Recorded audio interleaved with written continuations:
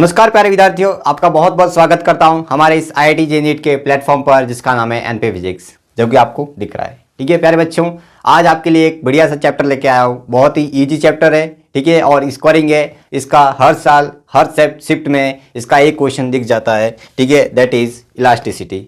ठीक है, बहुत सिंपल चैप्टर है। आपको ये वैसे आपको इतनी मेहनत नहीं करनी पड़ेगी इस चैप्टर में जितनी आपने सोची होगी। और मैं इस चैप्टर में जितने भी कंसेप्ट बता रहा हूँ, अगर आपने वो पढ़ के गए तो इस चैप्टर से एक भी सवाल आपके गलत नहीं होगा, इस बात की गारंटी दे रहा हूँ। ठीक है, तो आप शुरू करते हैं आज का जो लेक्चर है, दैट इज इलास्टिसिटी। देख लेते हैं इसका वेटेज क्या है। ठीक है, वेटेज 2023 में आप देख सकते हो 18, यानी कि अगर मैं देखूं पर शिफ्ट में इसका एक क्वेश्चन अपन को देखने को मिल जाता है। ठीक है, इजी चैप्टर है। ठीक है, तो काफ़ी इसका वेटेज भी आई है और इजी भी है। और इसके ऊपर इस चैप्टर में सबसे ज़्यादा जो पूछा जाता है दैट इज यंग्स मॉड्यूलस। ठीक है ना, इलांगेशन में यंग्स मॉड्यूलस के ऊपर 56% इसका वेटेज रहता है, बाकी का एवरेज ही है। ठीक है, और बाकी सारी चीज़ें सिंपल भी है। यंग्स मॉड्यूलस के ऊपर ज़्यादा सवाल आते हैं। ठीक है, शुरू करते हैं। जैसे कि इलास्टिसिटी का मतलब अपन समझे कि बच्चे बहुत सारे इस बात को लेकर समझते हैं कि इलास्टिसिटी मतलब खींचना होता है, कि जो ज़्यादा खींच लिया अपन ने वो इलास्टिसिटी होती है, जो कि एक बहुत ही गलत कंसेप्ट होता है। ठीक है, इसका जो मेन कंसेप्ट ये इलास्टिसिटी का वो होता है कि अपन खींच तो रहे, लेकिन उसके बाद जब अपन फोर्स हटा देते हैं तो क्या वो अपनी इनिशियल जो अपने पास शेप है वो वापस रीगेन करता है कि नहीं, वो होती है इसकी इलास्टिसिटी। यानी कि इसको अगर मैं खींच रहा हूँ इस तरफ, दोनों फोर्स से अगर मैं खींच रहा हूँ इसको, तो अगर वापस वो अपनी ओरिजिनल शेप में आ जाती है तो अपन कहेंगे कि वो ज़्यादा इलास्टिक है। ठीक है ना, तो यहाँ पे इलास्टिसिटी का मतलब खींचना नहीं होता है, खींचने के बाद जो अपनी इनिशियल जो शेप होती है रीगेन कर लेती है उसको बोलते हैं इलास्टिसिटी। ठीक है, तो अपन क्या क्या पढ़ने वाले हैं, सबसे पहले डेफिनेशन देख लेंगे, स्ट्रेस और स्ट्रेंथ देख लेंगे जिसमें लॉन्गिट्यूडनल वॉल्यूमेट्रिक शियर स्ट्रेस। ठीक है, फिर इलास्टिसिटी देख देंगे अपन, मॉड्यूलस ऑफ इलास्टिसिटी जिसमें हुक्स लॉ पढ़ लेंगे, स्ट्रेंथ स्ट्रेस ग्राफ देख लेंगे और प्रॉब्लम सॉल्व कर देंगे। ठीक है ना, फिर पोटेंशियल एनर्जी और लास्ट में आता है पॉइजन रेशियो और relation between gamma beta G and eta. इन सब के बीच में अपन क्या रिलेशन देख लेंगे और आज का जो लेक्चर वो अपन कंप्लीट कर देंगे। ठीक है, तो शुरू करते हैं। पहला, अब देखो इलास्टिसिटी में सिंपल है कि phenomenon by virtue of the which of the body tends to regain its shape after the removal of deforming force. जो अपन डिफॉर्मिंग फोर्स लगा रहे हैं, ठीक है, डिफॉर्मिंग जो फोर्स लगा रहे हैं उसके बाद हटाने के बाद वो वापस ओरिजिनल शेप में आ जाती है, इस फिनोमेनन को अपन बोलते हैं इलास्टिसिटी। अपन ये समझते हैं कि इलास्टिसिटी मतलब खींचना होता है, जो कि मिसकंसेप्शन है। यहाँ पे ये आपको याद रखना है कि अगर मैं डिफॉर्मिंग फोर्स हटा देता हूँ तो वो वापस ओरिजिनल शेप में आती है, इस फिनोमेनन को अपन क्या बोलते हैं, इलास्टिसिटी। ठीक है ना, कॉल्ड इलास्टिसिटी। बस सिंपल है। ठीक है, आगे बढ़ते हैं। जैसे आपने ये दबा, जैसे ये अपने पास बॉल है, स्पंज बॉल है, इसको मैं दबा रहा हूँ तो ये वापस ओरिजिनल शेप में आ रही है, यानी कि ये इलास्टिक है ना, ओरिजिनल शेप में आ रही है तो ये इलास्टिक है। यहाँ पे एक बहुत इंपॉर्टेंट बात है वो आपको याद रखनी है कि स्टील होता है, ठीक है, वो मोर इलास्टिक होता है देन रबर। रबर क्या होता है, मैं खींच लेता हूँ तो वो वापस अपनी ओरिजिनल शेप में नहीं आ पाता है, लेकिन स्टील क्या होता है कि मैं खींचूंगा इसको तो वो अपनी पहले की जैसी ओरिजिनल शेप में आ जाता है। ठीक है ना, तो ये ज़्यादा इलास्टिक है। यानी कहने का मतलब ये है कि जो हार्डर होते हैं, है ना, जो हार्ड ऑब्जेक्ट होते हैं वो ज़्यादा इलास्टिक होते हैं अपने पास दूसरे ऑब्जेक्ट से। ठीक है ना, तो यहाँ पे रबर से ज़्यादा इलास्टिक कौन होता है बताओ, स्टील ज़्यादा होता है इलास्टिक, मोर इलास्टिक होता है, ये आपको याद रखनी है। बच्चे सोचते हैं कि रबर के अपन खींच लेते हैं, वो खींच तो लेकिन ओरिजिनल शेप में वापस इतना नहीं आता है, 100% भी नहीं आता है। तो इसको अपन कह सकते हैं कि यहाँ पे जो स्टील है वो ज़्यादा इलास्टिक होगा, किससे, रबर से। आगे बढ़ते हैं। ठीक है, तो आपको बहुत है। अब इलास्टिक बॉडी कौन सी है, कि जो कंप्लीट रिगेन शेप कर देती है रिमूव की डिफॉर्मिंग फोर्स, जिससे अपन इलास्टिक, ठीक है, जैसे स्टील, ठीक है, क्वालिटी, ये सारी चीज़ें एग्जांपल है। और ये 100% रिगेन नहीं कर पाती है रिमूवल के बाद में, जैसे रबर, क्ले, माइका। ठीक है, खींचोगे क्ले को वापस ओरिजिनल शेप में नहीं आती, उनको अपन प्लास्टिक बॉडी बोलते हैं। बस बेसिक सारी चीज़ें। ठीक है, अब आते हैं जो मेन कंसेप्ट है दैट इज स्ट्रेस। यहाँ से चैप्टर की शुरुआत होती है। स्ट्रेस, स्ट्रेस क्या होता है कि अपन कोई इसको वैसे डिफाइन कैसे किया है कि define as the restoring force per unit area, यानी कि जो यहाँ पे रीस्टोरिंग फोर्स आ रहा है पर यूनिट एरिया, ठीक है, पर यूनिट, उसको अपन क्या बोलते हैं, रीस्टोरिंग। जैसे यहाँ पे स्ट्रेस की बात करूँ तो यहाँ पे जैसे कि ऑब्जेक्ट है, ठीक है, यहाँ पे फोर्स F लगा रहा हूँ,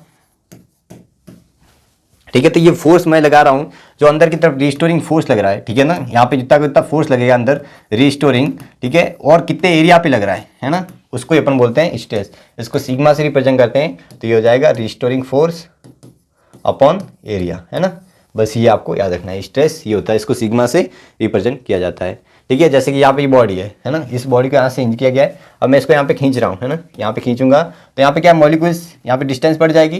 ठीक है, जैसे खींचूंगा मॉलिक्यूल के बीच में डिस्टेंस बढ़ गई, तो जैसे डिस्टेंस बढ़ गई इनकी पोटेंशियल एनर्जी मैक्सिमम हो गई, यानी कि बढ़ जाएगी। और अपन जानते हैं कि कोई भी ऑब्जेक्ट होता है वो अपनी पोटेंशियल एनर्जी को मिनिमम करना चाहता है, ठीक है ना, तो वापस अपनी आर मिनिमम करना चाहेगा। तो अंदर की तरफ रिस्टोरिंग फोर्स लगेंगे, और ये कितने एरिया पे लग रहे हैं, इसको अपन सिग्मा से रिप्रेजेंट करते हैं, रिस्टोरिंग फोर्स अपॉन बताओ एरिया।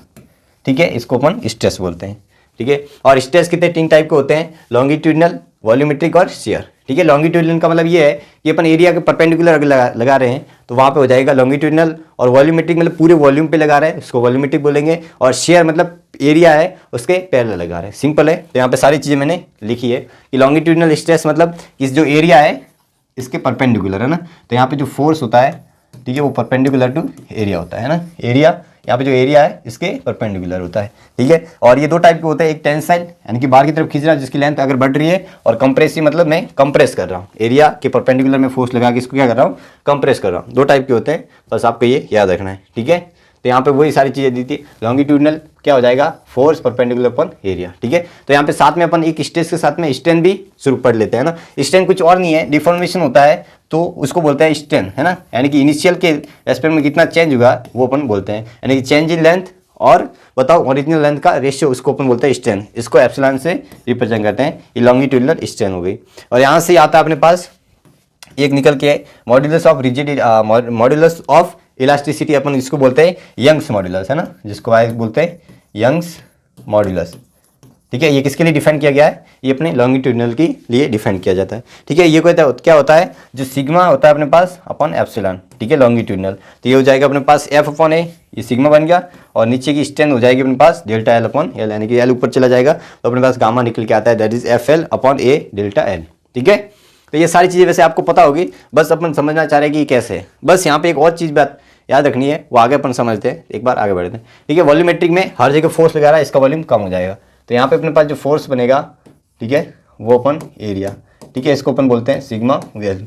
और आप ध्यान से देखोगे तो ये अपने पास क्या हो जाएगा, ये अपने पास हो जाएगा फोर्स अपन एरिया डेल्टा पी, और ये जो डेल्टा पी होता है वो कौन सा होता है, एक्स्ट्रा होता है। जैसे कि यहाँ पे एटमॉस्फेरिक भी लग रहा है ना, एटमॉस्फेरिक को अपन यहाँ पे प्रेशर लग रहा है, वो एटमॉस्फेरिक भी लग रहा है, लेकिन अपन ने जो फोर्स लगाया एक्सटर्नल, उसकी वजह से प्रेशर में कितना चेंज आया, उसको बोलते हैं अपन वॉल्यूमेट्रिक स्ट्रेस। ठीक है, सिग्मा वी से रिप्रेजेंट करते हैं, और ये अपन को लेना है एक्स्ट्रा, याद रखना। ठीक है, बहुत सारे बच्चे यहाँ पे गलती कर देते हैं, तो अपन मान लो कि एक्स्ट्रा जो डेल्टा पी है वो अपने पास 2 पी नॉट है ना, यानी कि एटमॉस्फेयर का 2 टाइम्स है, और एटमॉस्फेरिक एक और लग रहा है पी नॉट, तो यहाँ पे जो सिग्मा वी हो जाएगा वो कितना हो जाएगा बताओ, 2 पी नॉट होगी, ना कि 3 पी नॉट होगा। ये आपको याद रखना है, सिंपल मैंने एग्जाम्पल बताया, तो यहाँ पे वही सारी चीज़ें। वॉल्यूमेट्रिक स्ट्रेस क्या होता है, डेल्टा पी होता है, यहाँ पे डेल्टा वी, और इसका जो अपने पास हो जाएगा स्ट्रेन वॉल्यूमेट्रिक, वो क्या हो जाएगी minus delta V upon V. Strain हमेशा पॉजिटिव होती है, तो यहाँ पे माइनस, क्योंकि डेल्टा वी क्या है, ये नेगेटिव है, तो नेगेटिव पॉजिटिव हो जाएगा, तो बस ये सारी चीज़ें लिखी गई है ना। और यहाँ से अपन एक टर्म्स डिफाइन करते हैं, मॉड्यूलस ऑफ इलास्टिसिटी, इसको बोलते हैं बल्क मॉड्यूलस। ये किसके लिए होता है, वॉल्यूमेट्रिक के लिए। ठीक है, तो ये होता है sigma V upon epsilon V, तो ये हो जाएगा delta P upon delta V. ठीक है ना, ये माइनस का आ जाएगा डेल्टा वी अपॉन वी, और ये आ गया अपने पास डेल्टा पी, इसको बोलते हैं अपन बल्क मॉड्यूलस। और जो बल्क मॉड्यूलस है उसका जस्ट इन्वर्सली होता है, इसको बोलते हैं कंप्रेसिबिलिटी, है ना, क्या होता है कंप्रेसिबिलिटी। तो यहाँ पे के होता है दैट इज 1 अपॉन बीटा होता है, बस ये आपको याद रखना है। आगे बढ़ें, चलो, तो ये बल्क मॉड्यूलस होता है वो सॉलिड, लिक्विड और गैस के लिए अगर देखें तो इसकी जो कंप्रेसिबिलिटी होती है वो ज़्यादा होती है गैस की, अपन जानते हैं, तो के ज़्यादा होता है तो बीटा इसका कम होता है, तो बल्क मॉड्यूलस इसका कम होता है, फिर इसका होता है, फिर इसका होता है। तो बस यहाँ पे सारी चीज़ें लिखी है, मैं लिख देता हूँ अगर आपको पूछ लें तो। जो बल्क मॉड्यूलस होता है, ठीक है, बल्क मॉड्यूलस, ठीक है, और जो बल्क मॉड्यूलस होता है वो बी जो गैस का होता है वो कम होता है, फिर बी किसका होता है लिक्विड का, फिर बी होता है सॉलिड का, है ना, याद रखना। और जस्ट कंप्रेसिबिलिटी के होता है वो गैस का ज़्यादा होता है, फिर के लिक्विड का, फिर के सॉलिड का, है ना। ये आपको रिलेशन याद रखना है, कभी कभार पूछ ले तो याद होना चाहिए। अब तीसरा अपने पास आता है that is shear stress. Shear का मैंने आपको बताया था कि जब ये जैसे मान लो कि ये इनिशियल में ऐसे थी, है ना, ये ऐसे थी, अब मैंने इसको फोर्स लगाया, ठीक है, यहाँ पे ऐसे मान लो, तो यहाँ पे फोर्स लगाया मैंने, तो यहाँ पे क्या हो गई डिफॉर्म हो गई। यहाँ पे ऐसे मान लो ये फिक्स है ना, ये फिक्स है, तो ये फिक्स हो जाएगी, तो मैं ऊपर से फोर्स एरिया के पैरेलल लगाऊंगा तो यहाँ पे डिफॉर्म हो जाएगी। और ये डिफॉर्म कितनी हुई, यहाँ से डेल्टा एल, इसकी लेंथ कितनी थी, एल थी। तो यहाँ से जो स्ट्रेन आ जाएगी, स्ट्रेस तो आ जाएगा अपने पास पैरेलल अपॉन एरिया, और स्ट्रेन आ जाएगी दैट इज एप्सिलॉन आ जाएगी। और शेयर की कितनी आ जाएगी बताओ, ये आ जाएगी अपने पास डेल्टा एल अपॉन एल। ठीक है, तो यहाँ से अपन एक और टर्म्स डिफाइन करते हैं यहाँ पे एफ फाई को। ठीक है, फाई क्या हो जाता है अपने पास, एन फाई वो जाता है डेल्टा एल अपॉन एल। और यहाँ पे जो फाई है वो वेरी स्मॉल है ना, फाई है वेरी स्मॉल। तो यहाँ से अपने पास ये फाई निकल के आता है that is delta L upon L. ठीक है, इसको अपन बोलते हैं, क्या बोलते हैं बताओ, इसको बोलते हैं स्ट्रेन। ठीक है, फाई को क्या बोलते हैं, स्ट्रेन, शेयर स्ट्रेन बोलते हैं। तो यहाँ पे बस यही है। और शेयर स्ट्रेन के लिए अपन मॉड्यूलस ऑफ इलास्टिसिटी जिसको बोलते हैं मॉड्यूलस ऑफ रिजिडिटी, जिसको जी से डिपेंड करते हैं, sigma S upon epsilon S. ठीक है, शेयर के लिए आ जाएगा। तो ये अपने पास हो जाएगा एफ पैरेलल अपॉन एरिया, और ये क्या हो जाएगा डेल्टा एल अपॉन एल, है ना। तो ये अपने पास निकल के आता है रिजिडिटी, मॉड्यूलस ऑफ रिजिडिटी। ठीक है, ये सारी चीज़ें यहाँ पे लिखी हुई है। देखो ये अपने पास शेयर स्ट्रेस हो गया पैरेलल वाला, ठीक है, और ये अपने पास ये स्ट्रेन हो गई शेयर, और मॉड्यूलस ऑफ रिजिडिटी ये हो गया।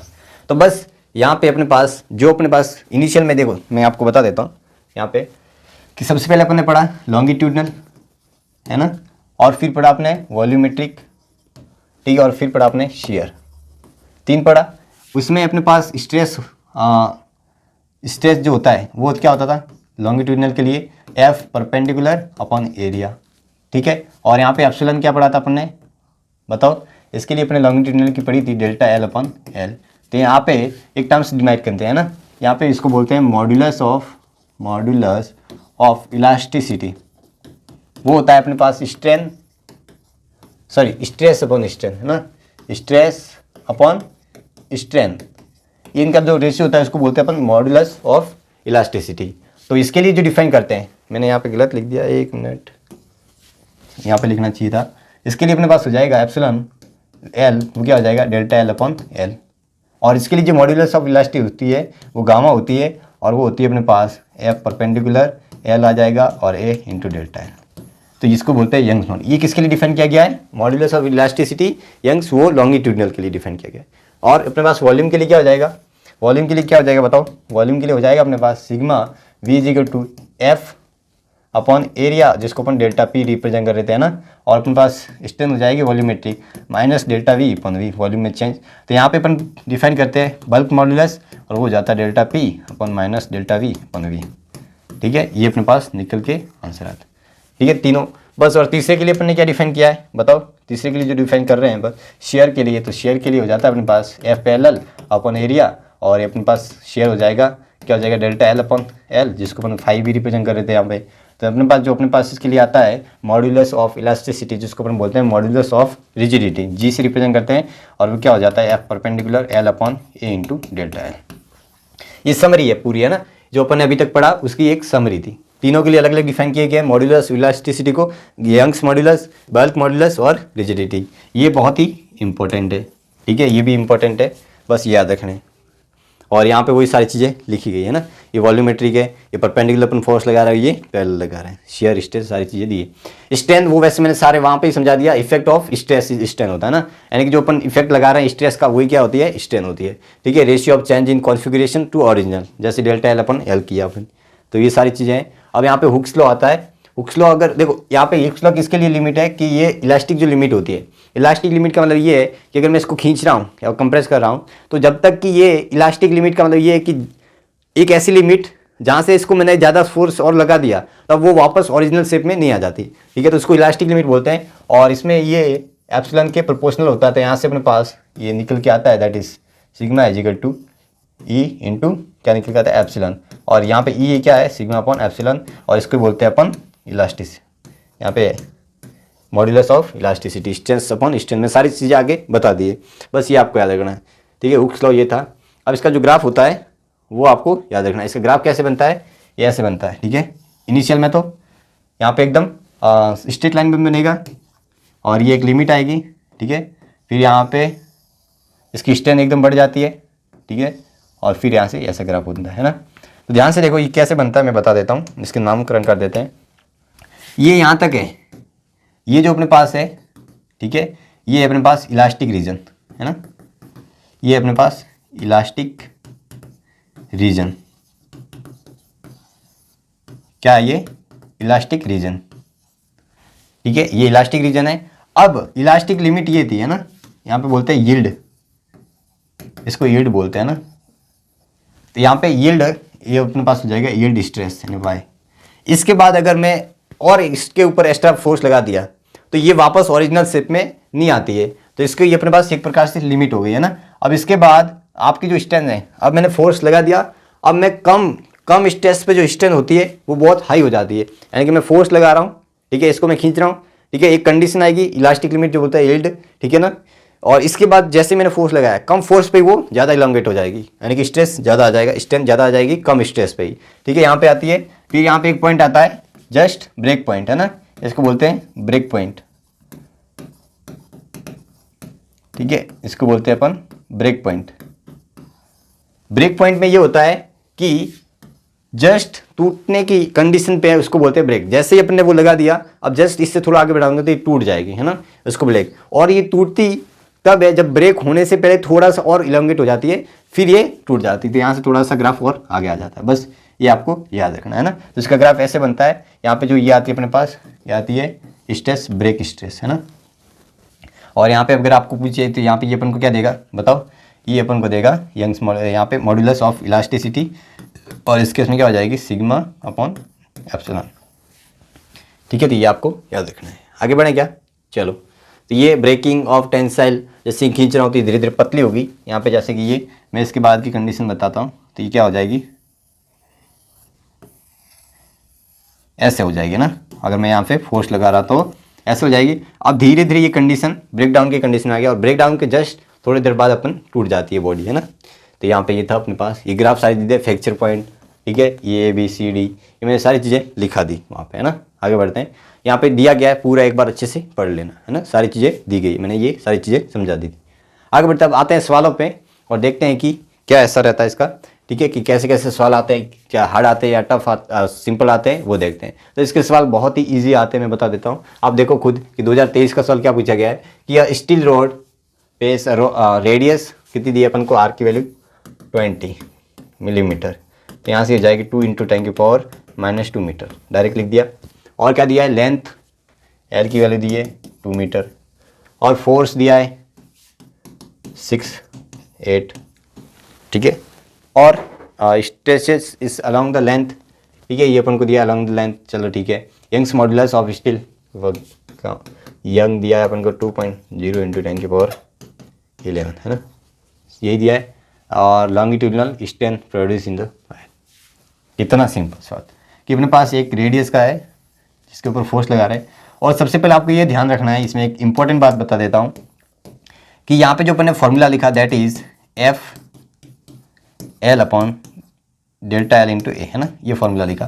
तो इस फॉर्मूले में ये आपको बात याद रखनी है कि ये जो F होता है ये प्रेजेंट होना चाहिए एट बोथ साइड, ठीक है ना, बोथ क्रॉस सेक्शन एरिया, है ना, क्रॉस सेक्शन एरिया,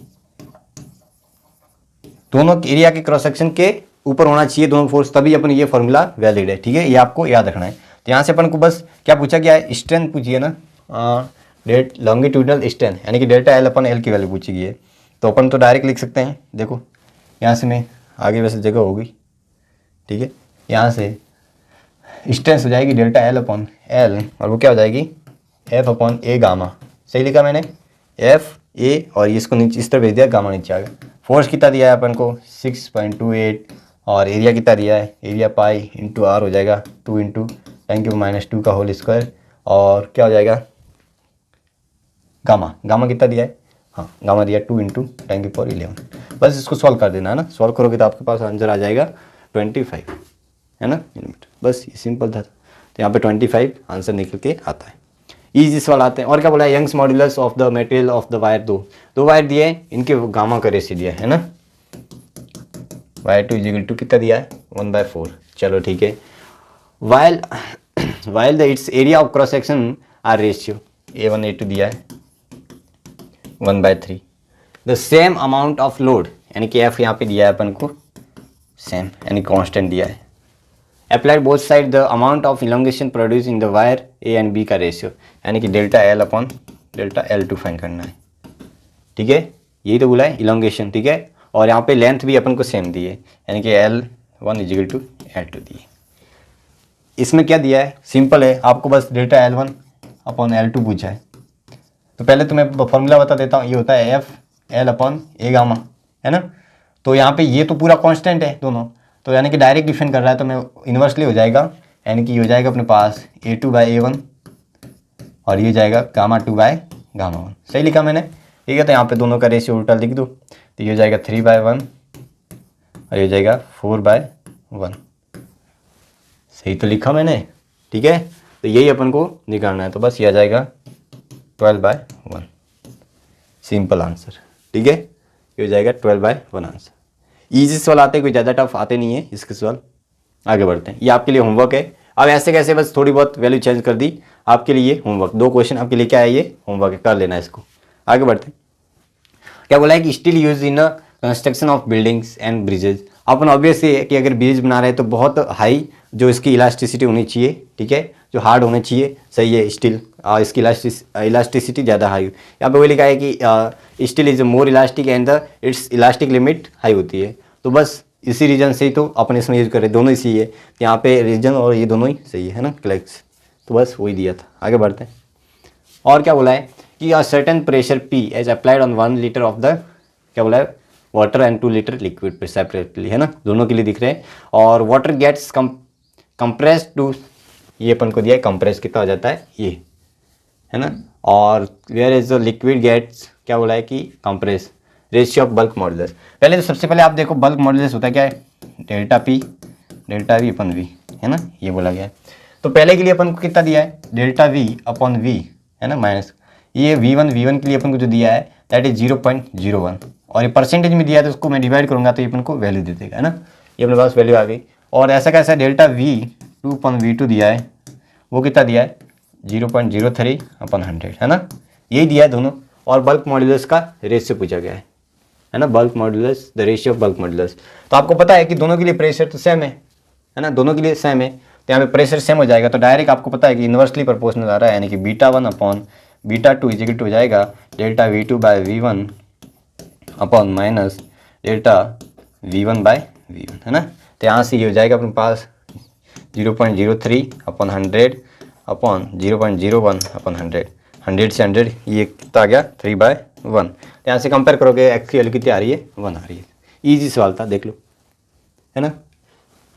आगे बढ़े क्या, चलो अब आते हैं अपन ट्रिक एक। ठीक है, अभी तो अपन ने देखा कि एक रॉड के ऊपर दोनों तरफ से फोर्स लगा रहे हैं। आप ध्यान से देखोगे दोनों फोर्स इक्वल है और ये कहाँ पे है, इक्विलिब्रियम पे। तो अपन को पता है कि एफ नेट 0 है, तो इसका जो सेंटर ऑफ मास होगा वो रेस्ट पे रहेगा, यानी कि इसका जो सेंटर ऑफ मास है वो क्या है, रेस्ट पे है।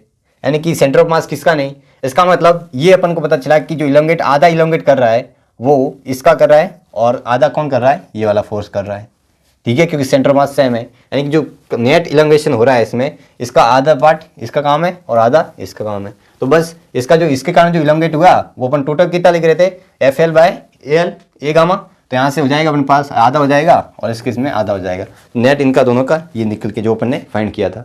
तो बस आपको यही ट्रिक याद रखनी है कि इन दोनों के अलग अलग हो जाते हैं ना। तो आगे और भी एक केस जैसे कि ये दिया है, तो यहाँ पे अपन को पूछा है कि देखो यहाँ पे फोर्स नहीं लग रहा है, सिर्फ यहाँ पे लग रहा है फोर्स, तो यहाँ पे फोर्स लग रहा है, तो यहाँ पे बस इसका आधा हो जाएगा, कहाँ गया, ये वाला आंसर हो गया।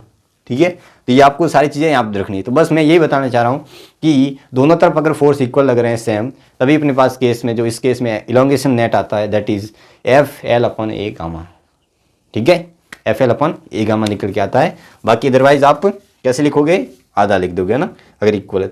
और ऐसे अगर मान लो कि F1 F2 है, तो इसके कारण कितना हो जाएगा बताओ, इलोंगेट, ये डेल्टा L2 हो जाएगा, वो आ जाएगा F2L/A गामा। और इसका कितना हो जाएगा, इसके कारण जो डेल्टा L1 होगा वो F1L/A यंग्स मॉडुलस गामा। तो दोनों का जो नेट आएगा, नेट कितना आएगा, delta L1 plus delta L2। तो यहाँ से ऐड करोगे तो आप देखो मैं डायरेक्ट लिख रहा हूँ F2L/A गामा। ठीक है, ये निकल के आता है आंसर। बस यहाँ पे इस काम पे ये अपने पास ये सेकंड, वैसे ऑप्शन दोनों के सेम दिए, बस यही है ना, ऑप्शन सेम ही है। तो आप ऐसे मान सकते हो कि यहाँ पे चलो कुछ भी हो, बस ऑप्शन अपन को पता होना चाहिए कि ये तो ये ऐसे सवाल आते हैं, बस आपको याद रखना है। और अगर ये अपन ने कर ही दिया ना, ये तो कर दिया, लिख दिया, इसका ऑप्शन ये था है ना, इसका मतलब यहाँ पे मान लो कि ये नहीं है 2 है ना, ऐसे मान लो, तो ये अपने पास हो जाए। अब अगर दोनों के सेम डायरेक्शन में फोर्स लग रहे हैं तो आपको पता है कि इसके कारण इलोंगेशन कितना होगा, डेल्टा एल 2 मान लेता हूँ एफ एल अपॉन ए गामा। इधर कितना हो जाएगा, ये हो जाएगा डेल्टा एल 1 और वो कितना हो जाएगा F L delta A gamma. और आपको पता है कि फोर्स इस तरफ लगा रहा है तो इसका इलोंगेशन जो होगा वो नेगेटिव हो जाएगा ना, इसका इलोंगेशन नेगेटिव हो जाएगा। ठीक है, अपन ऐसे मान सकते हैं या फोर्स नेगेटिव मान सकते हैं। तो अपने पास जो नेट निकल के आएगा, आपको पता है कि पॉजिटिव नेगेटिव इक्वल है तो 0 आएगा। आप खुद भी फील कर सकते हैं कि ये मार्कर है, अगर मैं दोनों को इस तरफ से खींच रहा हूँ और इस तरफ दे रहा हूँ तो इसमें इलोंगेशन बिल्कुल 0 हो जाएगा है ना, अपन को भी ये फील कर सकते हैं। आगे बढ़ते हैं, ये सारी चीज़ें यहाँ पे लिखी हुई है। ठीक है, तो ये 0 हो जाएगा इसका आंसर, याद रखना है। ये अच्छा सवाल है। ठीक है, इसको अपन अच्छे से समझते हैं कि आप खुद की वेट के कारण इसमें इलोंगेशन कितना होगा वो अपन देखते हैं, है ना। खुद के वेट के कारण कितना इलोंगेशन होता है वो देखते हैं। तो देखो कैसे लिखेंगे, यहाँ पे ध्यान से देखो, यहाँ से लिखा देते हैं आपको कि अपने पास एक रॉड है। आपको पता है कि इस रॉड में मास हर पॉइंट पे है, तो हर पॉइंट पे इसका जो टेंशन होगा वो वेरी कर रहा होगा। यहाँ पे टेंशन कितना होगा, नीचे मास नहीं है, इसका मतलब 0 होगा। यहाँ पे जो टेंशन होगा वो 0 होगा और यहाँ पे जो टेंशन होगा वो मैक्सिमम होगा और वो mg के इक्वल होगा, क्योंकि पूरा बैलेंस कर रहा है। तो अपन क्या करते हैं, जब भी आपको किसी पॉइंट पर यहाँ पे डिस्टेंस x डिस्टेंस पर पॉइंट पर टेंशन लिखना है तो अपन क्या करेंगे, एक तोड़ देंगे वहाँ से, मैंने आपको बताया हुआ है। ठीक है, वहाँ से तोड़ दे और एक आइडियल क्या मान लेंगे यहाँ से, यानी कि ये x डिस्टेंस है ना। x डिस्टेंस पर अपने पास सबसे पहले तो मास कितना हो जाएगा, यहाँ पे टेंशन t आ जाएगा, तो यहाँ से जो मास आएगा दैट इज ये अपने पास इसका जो मास m/l इंटू एक्स। सही लिखा मैंने, m/l इंटू एक्स, यानी कि देखो l लेंथ पे कितना मास है, इसका मास m और लेंथ l है। l लेंथ पे मास m है तो 1 पे कितना हो गया m/l, तो x पे कितना हो गया m/l into h। Simple math लगा ये मेरे पे, यहाँ पे कोई ज़्यादा। और आपको पता है कि ये जो टेंशन है यहाँ पे इसका मास m डैश मान लेता है ना, तो यहाँ पे जो टेंशन है तो यहाँ से अपने को टेंशन जो मिलेगी वो m डैश g के इक्वल, और m डैश की वैल्यू है अपने पास m/l g इंटू एक्स, है ना। ये टेंशन निकल के आई, क्या आपको ये बात समझ आई, ये टेंशन निकले। और ये टेंशन क्या है, वेरिएबल है, हर पॉइंट पे अलग अलग लग रही है। तो अपन ने जो फॉर्मूले लिखे यंग्स मॉड्यूलस वाले, वहाँ पे अपन ने फोर्स क्या माना था, कांस्टेंट माना था, है ना, कांस्टेंट फोर्स के लिए था। तो इसके लिए मैं क्या करूँगा आगे आपको मैं बता देता हूँ कि जब भी ऐसा केस बने तो आपको क्या करना है, यहाँ से एक छोटा सा, जहाँ से अपन ने तोड़ा वहाँ पर एक छोटा सा अपन क्या मान लेते हैं, एलिमेंट मान लेते हैं, है ना, जिसकी लेंथ कितनी है dx। ठीक है, और यहाँ पे वही वापस जितनी भी लेंथ थी, और छोटा सा अपन ने क्या मान लिया, इलेवन। और आपको पता है कि यहाँ पे जो टेंशन लग रहा होगा, ठीक है, यहाँ पे जो टेंशन लग रहा होगा T और यहाँ पे टेंशन लग रहा होगा T, वो तो इक्वल होंगे, बहुत छोटा है तो अपन मान सकते हैं कि ऑलमोस्ट इक्वल है टेंशन।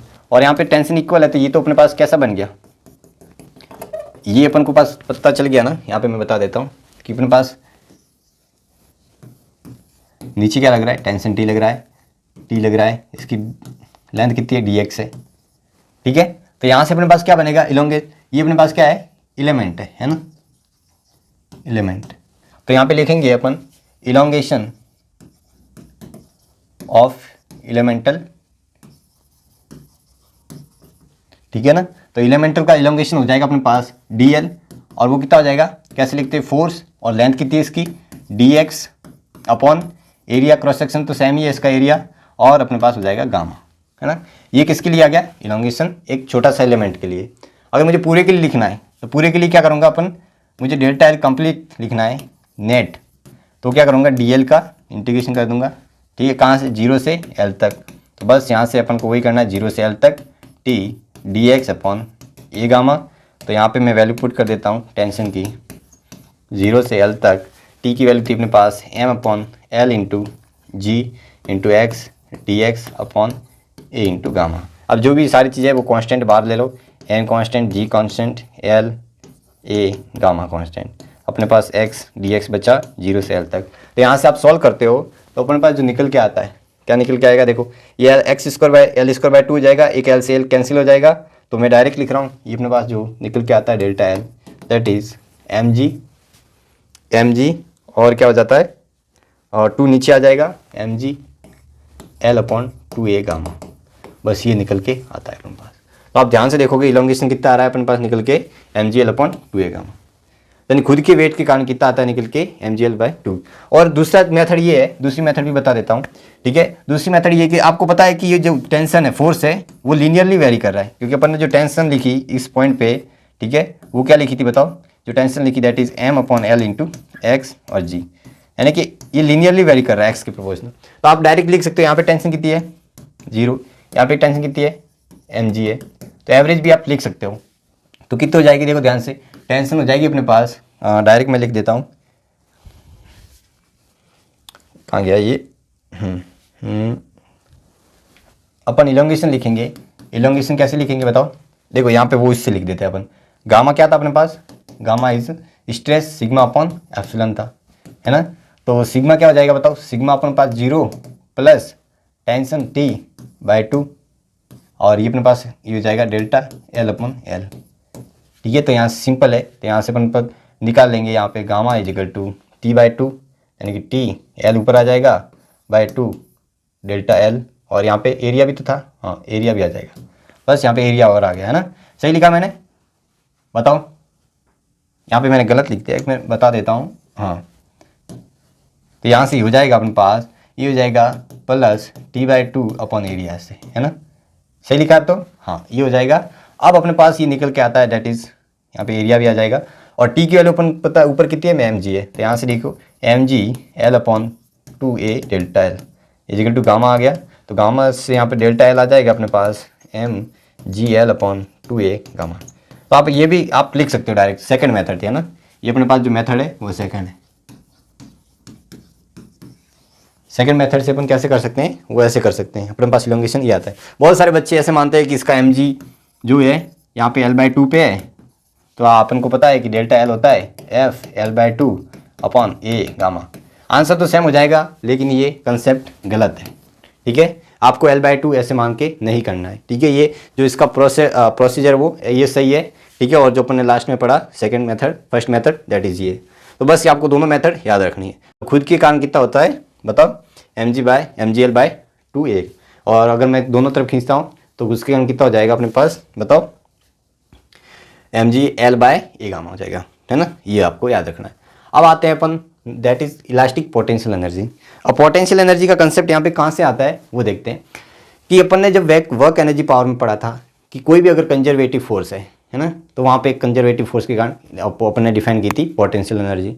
और ये याद रखना हमेशा कि एवरी मटेरियल बिहेव लाइक अ स्प्रिंग, ठीक है। इस यूनिवर्स में जितने भी मटेरियल है वो किसकी तरह बिहेव करते हैं, एक स्प्रिंग की तरह, और स्प्रिंग की तरह ये बिहेव करेंगे। तो यहाँ पे अपन को पता है कि जैसे इलोंगेट करेंगे, है ना, यहाँ पे फोर्स लगाऊंगा तो ये अंदर की तरफ एक फोर्स लगाएगी जो कंजर्वेटिव फोर्स है, और कंजर्वेटिव फोर्स के द्वारा एक वर्क डन आएगा, यानी कि यहाँ पे अपन ने लिखा था कि वहाँ पे कंजर्वेटिव फोर्स के कारण इसकी पोटेंशियल एनर्जी भी अपन ने फाइंड की थी, ठीक है। तो इस वजह से यहाँ पे आता है concept that is elastic potential energy का। तो आपको पता है कि इसकी जो स्प्रिंग है वो कितनी होती है, स्प्रिंग की जो पोटेंशियल एनर्जी होती है दैट इज हाफ के एक्सिस स्क्वायर होती है, अपन ये जानते हैं।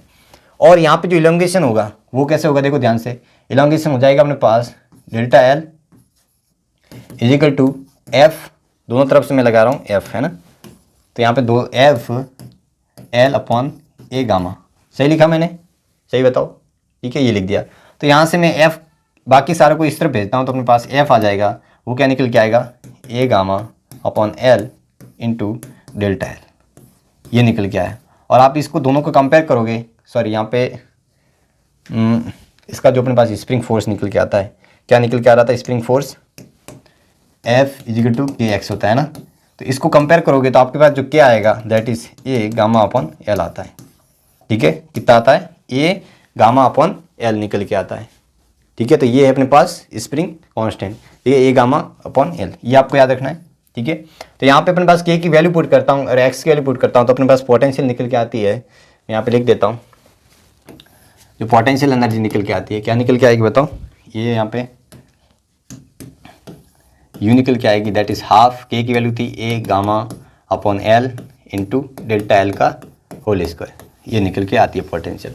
अब यहाँ पे अपन और सारी चीज़ें चेंज कर सकते हैं, देखो u हो जाएगा अपने पास हाफ, और ये गामा अपॉन L, ठीक है। और यहाँ से एक और डेल्टा L ले लेते हैं अंदर की तरफ, और ये बाहर रख देते हैं डेल्टा L। तो आप ध्यान से देखोगे ये अपने पास क्या बन रहा है, ये अपने पास बन रहा है दैट इज़ फोर्स। तो यहाँ से अपने पास u निकल के आया है that is half F delta L, ये आपको बात समझ आई क्या? ठीक है, तो हाफ डेल्टा एल निकल के आ रही, ये क्या है अपने पास? Potential energy. ठीक है, और भी इसमें वेरिएशन कर सकते हैं, जैसे आगे अपन ने की है कि अपने पास जो यू निकल के आ रहा है that is half F delta L. ठीक है, अब इसमें वापस वैल्यू जैसे कि अपने पास यू निकल के आया था that is half A gamma upon L into delta L square, यही आता था। तो यहाँ पे अपन और भी वेरिएशन कर सकते हैं। क्या कर सकते हैं बताओ? कि मैं क्या करता हूँ इससे, इसको मिटा देते हैं, इसमें ही करते हैं अपन को एल से डिवाइड करता हूँ, सॉरी एरिया से, कलर दूसरे पेन से कर देते हैं अपन ताकि अपन को पता चले कि मैं इसको एरिया से डिवाइड करता हूँ, इसको एल से, तो मल्टीप्लाई भी करना पड़ेगा ए एल से। और अपन को पता है ये क्या है?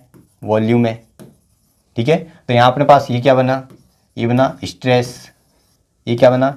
स्ट्रेन। तो यहाँ से यू निकल के आता है that is half sigma epsilon, और ये हो जाएगा वॉल्यूम, है ना? ये निकल के आया वॉल्यूम, और ये यहाँ पे हो गया। और इसको नीचे भेजता हूँ तो यू अपॉन जो वॉल्यूम होता है वो होता है हाफ सिग्मा एप्सिलॉन, और इसको अपन बोलते हैं म्यू से रिप्रेजेंट करते हैं, और ये है अपने पास एनर्जी डेंसिटी। ठीक है, एनर्जी डेंसिटी होती है जिसकी वैल्यू ये निकल के आती है।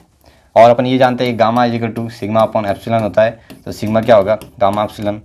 ठीक है, तो यहाँ से अपने पास और जो म्यू की वैल्यू निकल के आती है, सिग्मा की वैल्यू निकलूंगा तो हाफ गामा एप्सिलॉन का स्क्वायर हो जाएगा। ठीक है, एक तो ये फॉर्मूला बन गया, ठीक है, डेंसिटी का। और क्या बन जाएगा अपने पास? एप्सिलॉन को रिप्लेस करूँगा तो यहाँ से एप्सिलॉन आ जाता है सिग्मा अपॉन गामा, तो यहाँ से अपने पास म्यू क्या बनेगा? ये बन जाएगा सिग्मा स्क्वायर अपॉन 2 गामा, है ना? तो गामा सिग्मा के फॉर्म में भी आ गया, गामा इसके फॉर्म में भी आ गया, और इन दोनों के फॉर्म में भी आया। तो यहाँ से अपने पास निकल के आता है जो डेंसिटी, वो अपन क्या क्या लिख सकते हैं बताओ? एक तो ये लिख सकते हैं, ये लिख सकते हैं half sigma epsilon half gamma epsilon square, या सिग्मा स्क्वायर अपॉन 2 गामा। बस ये है अपने पास एनर्जी डेंसिटी। ठीक है, ये अपने पास निकल के आती है। अब ध्यान से देखो, अब एक यहाँ पे मैं कंसेप्ट समझाना चाह रहा हूँ कि यहाँ पे जो अपन ने लिखी एनर्जी, क्या लिखी? Half delta F delta L, यहाँ पे यही लिखी। तो यहाँ पे एक पेज ऐड कर देता हूँ। जो अपन ने लिखी energy that is half F delta L, है ना? ये अपने पास लिखी। अगर मैं फोर्स कांस्टेंट लगाता हूँ, ठीक है, इफ एफ कांस्टेंट, यानी कांस्टेंट का मतलब कब होता है? जब अपन सडनली लगाए ना, यहाँ पे मैं बता देता हूँ, सडनली। अगर सडनली फोर्स लगा रहा हूँ इसका मतलब है कि वो कांस्टेंट फोर्स लगा रहा हूँ, और कांस्टेंट फोर्स सडनली है तो इसका जो वर्क डन हो जाएगा वो क्या हो जाएगा? F into delta L. कितना डिस्प्लेस हुआ ये? और आपको ये देख के पता चल रहा होगा कि जो अपने वर्क डन किया उसके जो आधा पार्ट है वो कहाँ चला गया? पोटेंशियल एनर्जी में, और आधा जो 50% होता है वो कहाँ चला जाता है? यहाँ पे बताओ, हीट लॉस में। यानी कि इस वर्क डन का 50%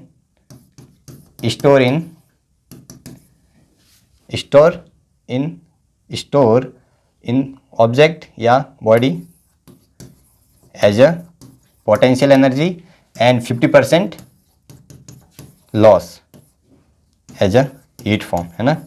हीट फॉर्म। आपने खुद देखा होगा कि जब भी अपन कोई ऐसे मान लो कि एक थप्पड़ लगाते हैं तो यहाँ पे ये गरम गरम हो जाता है ना। आपने कई बार थप्पड़ खाए होंगे, ठीक है, तो ये क्या हो जाता है? गरम गरम हो जाता है। इसका रीजन है कि यहाँ पे अपने कांस्टेंट फोर्स लगाया है। तो ये आप कभी करना, घर पे एक पतला सा तार होगा, अचानक खींच देना, एकदम ऐसे मत खींचना कि टूट जाए, बस खींच देना एक बार, तो आप देख रहा है कि ये तार गर्म हो जाएगा, है ना? धीरे धीरे खींचूंगा तो नहीं हो जाएगा। और दूसरा केस यहाँ पे क्या हो सकता है?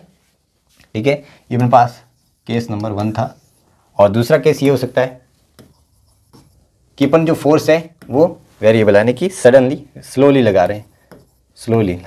तो यहाँ से अपने पास निकल के आता है जो वर्क डन है वो निकल के आता है दैट इज हाफ। इसको कैसे लिखेंगे देखो, मैं बता देता हूँ। वर्क डन हो जाएगा अपने पास, वो हो जाएगा F/2। सही लिखा मैंने? देखो ध्यान से कि मैंने यहाँ पे अलग कर देते हैं। जो वर्क डन हो जाएगा ना, जो फोर्स हो जाएगा वो एवरेज लेना पड़ेगा, ठीक है? तो यहाँ पे अपने पास जो फोर्स आएगा वो एवरेज लेना पड़ेगा, और डेल्टा है। तो एवरेज कैसे लेंगे? क्योंकि यहाँ पे सडनली धीरे धीरे स्लोली कर रहा हूँ, इसका मतलब लीनियर फॉर्म में जो फोर्स है वो चेंज हो रहा है, तो अपन एवरेज लिख सकते हैं। F/2 हो जाएगा इंटू डेल्टा एल। तो यहाँ से अपने पास F half F delta L. और आप देखोगे कि ये जो अपने पास निकल के आया है ना, ये अपने पास जो निकल के आया बताओ क्या निकल के आया। ये जो वर्क डन निकल के आया, देखो इसमें ये जो वर्क डन है ये U के इक्वल ही है, यानी कि यहाँ पे नो हीट लॉस, यहाँ पे कोई एनर्जी में लॉस नहीं होता है।